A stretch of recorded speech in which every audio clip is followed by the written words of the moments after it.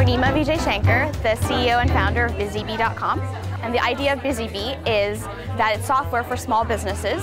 Specifically, we're targeting the sole proprietor and want to create productivity tools for them. So two of my passions, aside from engineering, are food and yoga.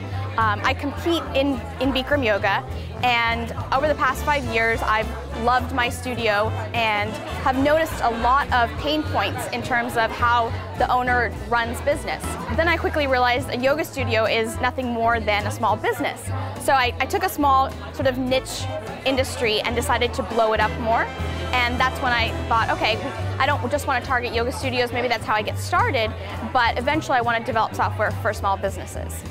And during the course of coming up with all this brainstorming, somebody started following me on Twitter, and her name is Liz Wiltsey. The way that I started following her on Twitter to begin with was I was following Women 2.0.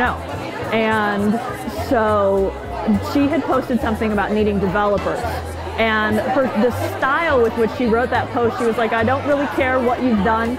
I don't really care where you went to school. I care more about your attitude and what you want to accomplish. So at that point I said, okay. So the reason I think Liz and I work very well together is actually another funny story.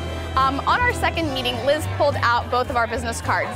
And if you've ever seen mine, it's lavender and in cursive says Femgineer.